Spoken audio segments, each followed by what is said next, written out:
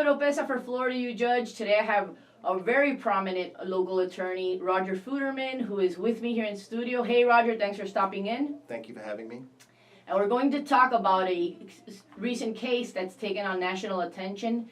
It happened here in Clearwater recently. We had a young black male who was shot. There was an individual who got into a dispute over a parking space, and so it ended tragically. And so now there's this huge uproar by some in the community who, after the local Sheriff Gualtieri here in Pinellas, decided not to make an arrest based on our state's stand your ground law. There are activists, community members, lawyers who are calling upon government leaders. Currently, Bernie McCabe, our elected state attorney for Pinellas and Pasco, they're urging him to file criminal charges against Michael Drejka. And so we're going to discuss this very high-profile case. Roger, first off, what are your thoughts? You're very familiar with the facts. Yes. A lot of people have seen the video. Mm-hmm. Tell us a little bit about what the video shows and what your analysis is as to whether charges should be brought. Right. Well, I'm going to look at it from a juror's eyes as well as a legal expert opinion eyes as opposed to a defense lawyer. So I'm going to try to look at this totally objectively and unattached or detached to as if I was representing the individual. I think what's very important, in my opinion, is the two separate detached acts and the two separate legal acts that attach. And what I mean by that is the shooter, in my opinion, 100% was justified in initially pulling the weapon out. When the deceased pushed over the shooter, for whatever reason, whatever was being said, I don't know if the shooter was threatening the person in the vehicle. I don't know what the situation was. We don't have the wording, we don't have the transcripts, I don't have any reports as to what was said. But once the shooter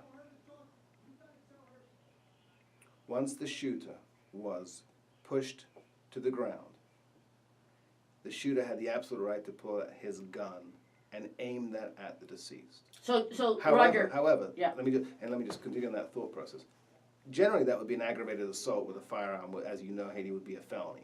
Mm-hmm. But he was justified under the stand your ground self-defense law to stand his ground, pull out that gun, aim it at the deceased, and defend himself. However, where I think he crossed the legal line is once the deceased begins to back away, takes a few steps back, actually turns, and you can actually see his arms, away from the shooter in a non-threatening fashion.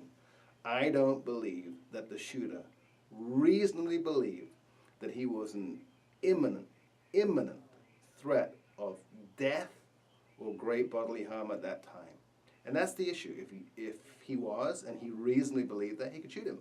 But I don't believe that. And I actually believed he was upset and angry, and I think some of the actions he took right after the shooting even show that he really wasn't in fear at that point. And that's why I think Mr. McCabe should file the charge against him. Now, do I think he will? No, probably not. But I think he should. And I think there's a very good argument of at least manslaughter that this was an intentional act, there was a disregard for human safety, there was recklessness involved, and after he aimed the gun legally, there was no need to shoot to kill. Okay, so what are the acts that occurred after the shooting that you just mentioned, referenced? So the fact after the shooting, well, he seems calm. He hangs around the scene. He doesn't panic. He doesn't run away. He doesn't. Well, the guy's shot. He right, but you would, if you're frantic, if you're in total fear, you may think there are other people. He just looked awfully calm. So, but just so that the viewers and the public and citizens in this state understand how the law works, what's critical is the moment after he pulls the gun. It's Correct. At that moment, the reasonableness of his fear as to imminent serious bodily harm, injury, or death. That's where the jury would need to look. Correct. To that moment, right? 100% right. So what's going through his mind as he pulls the gun and afterwards shoots the gun at the deceased? Did he reasonably believe he was in imminent fear of great bodily harm or death? And I don't see how he could come to that thought process. Now, it's a subjective thought, but a jury would have to make the objective view as to what is reasonable. And I don't believe they would come to that was reasonable. There was no need. The threat was over. He's got a gun pointing at him. The deceased is backing away. He's moving away. He's unarmed. Right, and yesterday's press conference, one of the attorneys for the family of Markeis McGlockton said that that if you look at it frame by frame, there were 4 seconds that passed after the gun is exhibited. Correct. And the deceased takes 4 steps backwards. It's clear on the video that Mr. McGlockton did not want any of the gun. He was moving away, and it's clear that he was retreating. Correct. From the obvious danger that he was just confronted with the gun. I know that some of the media reports talk about the store owner, that convenience store owner, said that in the past, Mr. Drejka, Michael Drejka, the shooter, has gone there before and has assaulted persons in that store. And there is an individual that was interviewed by a local media outlet who said that in the past, over a parking dispute, again because of the handicapped spot, he was threatened with being killed or shot and was called a racial slur. Does that factor in at all? Should there be a criminal trial? It's a very good question, because it may go into the thinking that, and I believe there was a road rage incident that wasn't charged too with the pointing of the gun. It may go into the thinking of the state attorney's office just to kind of understand the dynamics of this individual, the mentality of this individual. Obviously, I don't believe it would be similar evidence or Williams rule evidence or sufficient to get into a criminal courtroom. And so from a legal standpoint, I don't think the state should consider it. They have to be able to contemplate, first, can they beat a stand your ground motion by clear and convincing evidence? And more compelling than that, if they take this case to a jury, can they prove beyond a reasonable doubt and that this was an unjustified killing? And I believe they can. And you made a good point about the time frame. As you know, I was on NBC this week, Channel 8 News with Mark Douglas, and he made the same point, that he believed it was about 3 or 4 steps the deceased took backwards after the gun was pointed at him before he was shot. And I think that's a very important fact. If we change the scenario on either extreme, and we say that the deceased, after being pushed, after doing the pushing, then starts going towards the person on the ground again, then absolutely the shooter had the right to shoot him. That's an extreme example. Didn't happen here. I don't think there'd be an argument at this point. On the flip side, if there was a more extreme retreat in that the deceased stepped back, turned around, and had his back directly to the shooter and took 6 steps backwards towards a convenience store with his back, I think everyone would agree that the shooter didn't have a right to shoot the deceased in the back. So if we look at both extreme examples, I think we can come to the agreement that this wouldn't be justified. Here we're a little closer factually, but I believe, having looked at it, and it's hard to look at it frame by frame because everything's happening so quickly in real time. But again, the fundamental, simple question, does a reasonable person believe that when the shooter is pointing at the deceased from about 10 or 15 feet away, and the deceased begins to turn backwards, unarmed, doesn't threat by word or by act, and is moving backwards, was he really believing that he was about to be killed himself or suffer great bodily harm? And I think the answer is no. I think that he either had an agenda, felt like an opportunity he could take advantage of the opportunity, or he was just pissed off of being pushed to the ground. That's what I believe was truly going through his mind. Okay, so based on this case, now if let's say back in the day when we grew up, right? People settled their differences physically. There was no guns being brought to the playground. So now if anyone gets pushed, does that give them a right to shoot? Well, we would hope that people use their judgment. I mean, I came from a culture where guns were really not an issue. There are very few shootings in England, and so maybe I have a little cultural bias as to the use of deadly force with a gun under any scenario as a retaliation to a push.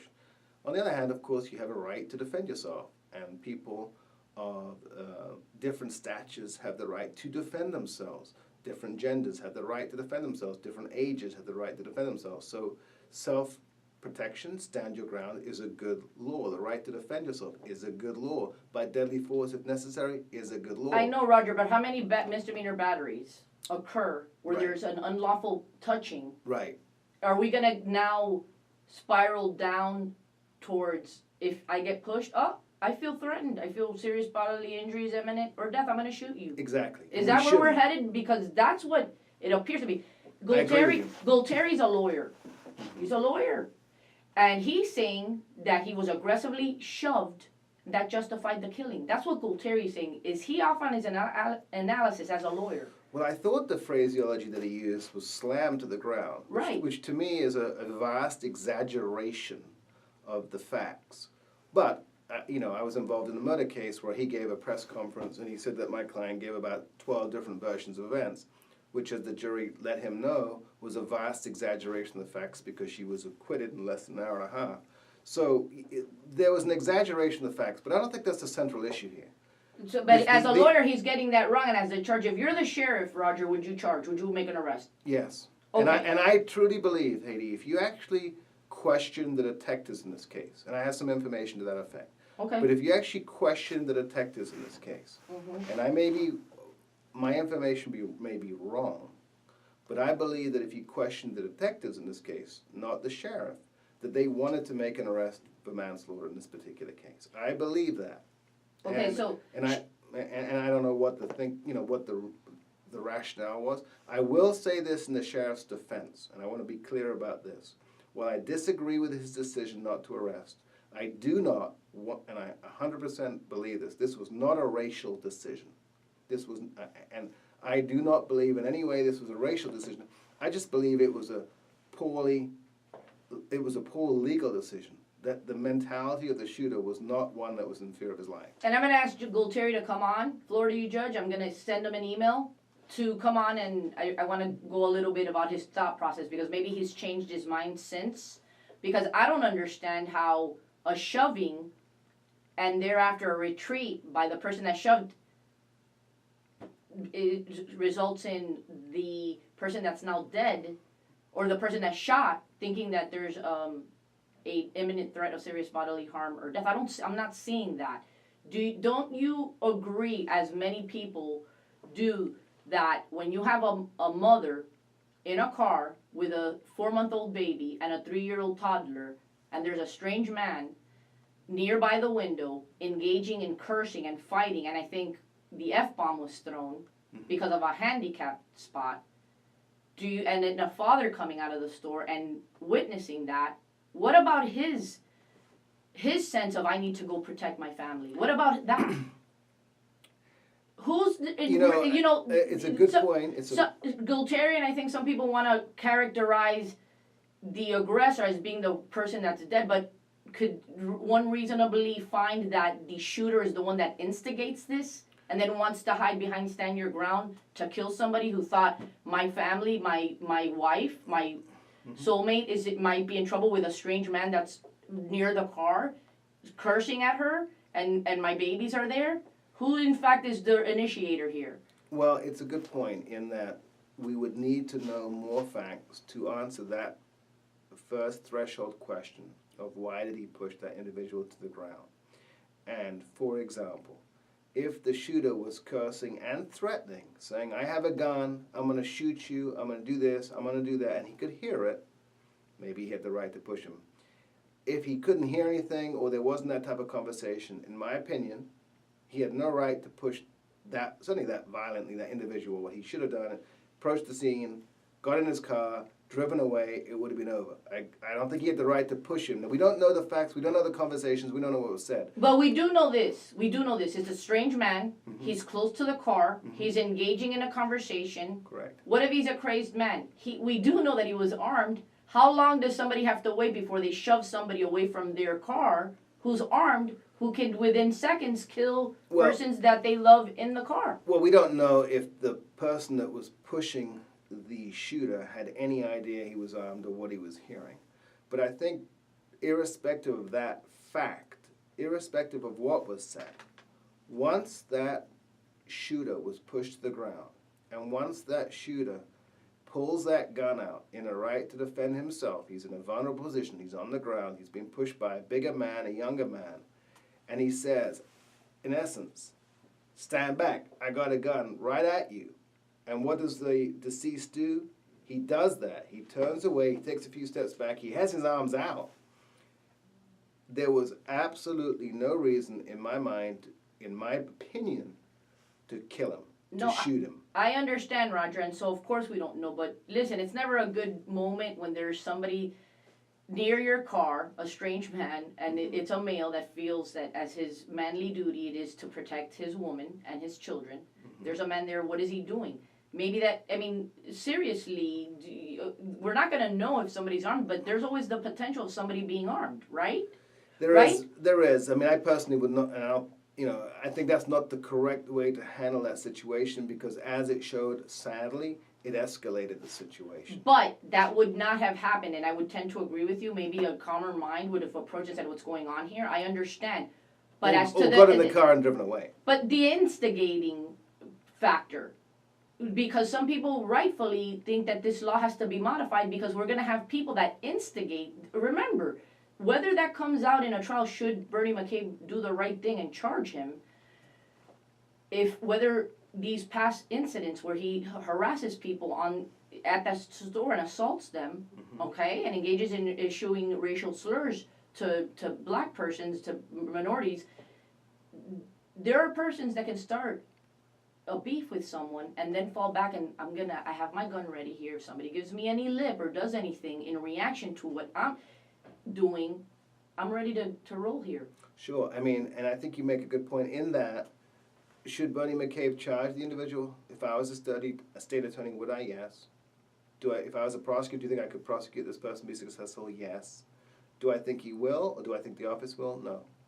But do I think he should? Yes. Why do you think Bernie McCabe will not? I believe that they have a very close relationship with the sheriff, and they're going to give deference to the sheriff's decision. So should we call another prosecutor from another agency? No, I don't think you should do that. But you just said that he has a close relationship with the sheriff, so if it's a political consideration that he's going to not do it, even though he might think that the charges are rightfully should be brought, then should we have an independent prosecutor from another county in the state of Florida? I don't think you can make that. I don't think you can make that assumption, and I don't think you make that conclusion, and it doesn't get to that level where you have to bring an independent person. Well, but you're saying that you don't think that he's going to do it because he has a good, close relationship with the sheriff. So if he's not going to do it because of that consideration, then he might be biased. He may be biased, but I think he's going to give his bias is based on his deference to the sheriff, and I just think that he should do it. I just don't think he will do it. And I think the sheriff should have, if the detectives truly were asking this man to be arrested, he should listen to the detectives who said arrest this man, and I think he should have been arrested. Could Gualtieri reconsider the facts again? He's not going to do that. He made a press conference. He went out on a limb. He was very clear.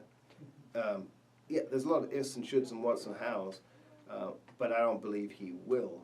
And he believes he's legally correct. He's entitled to his opinion. He's the sheriff. He gets to make the calls. He gets to arrest people that sometimes I believe he shouldn't arrest. Sometimes he arrests people that doesn't arrest people that should be. I think this is a case. It's not an easy call. It's not an easy call. And sometimes people say, if it's a close call, the tie goes to the defendant. But in my opinion, under this factual pattern, what was caught on video, with the time gap of about 3 or 4 seconds, with the retreat, and I think what was really going on in the shooter's mind, I think the sheriff should have arrested the shooter. All right. The sheriff, Gualtieri, he keeps referencing the law, the change in the law. It has become harder now to make an arrest. Sure. Is that correct? Yeah. I mean, there was a 2017 amendment, as we know. It changed the burden. It shifted the burden. And it changed the standard to beyond clear and convincing evidence that, as we know, there's preponderance of evidence, which is just 51%. Is that what was present in the past version of the Stand Your Ground as to the immunity hearing that would be brought forth by the defendant? And it shifted the burden, and, of course, it elevated the standard. So now the prosecutor has to prove by clear and convincing evidence, which is a lower standard, as we know, than beyond a reasonable doubt. I don't think that's necessarily that big an issue, because if you're a prosecutor, and you take a case on and you file the information and you charge that individual, you have to prove that case beyond a reasonable doubt to a jury. So if you don't think you can prove it beyond a reasonable doubt, then you shouldn't file it, irrespective of the Stand Your Ground, which is a lower standard of clear and convincing evidence. So they have to prove that they believe they can prove the case beyond a reasonable doubt, and they can show the jury beyond a reasonable doubt that this defendant was not in imminent fear of death or great bodily harm. And I believe that a prosecutor could show that. Now, I don't think Mr. McCabe's going to call me in for a special prosecution on this case, but Would you like that? no, I would not. But I think that a prosecutor, a skilled prosecutor, could do that. But I don't think the individual is going to be charged. I really don't. And it is a little troubling if these stories are true about his experience with at that store, where he apparently threatened someone, said some racial epithets, and apparently put a gun to someone and didn't get charged with a road rage incident. So if those stories are true, that is a little troubling to me, too. You know what? Mr. McCabe might surprise you, Roger. You know, might. if he feels it's the right thing to do, I'm sure he'll charge the individual. Roger, thank you for coming in and providing this analysis for the viewers, for the citizenry to become better informed as to these issues, these cases. Heidi Oropesa for Florida Judge, thank you for tuning in, and until next time. Thank you for having me on.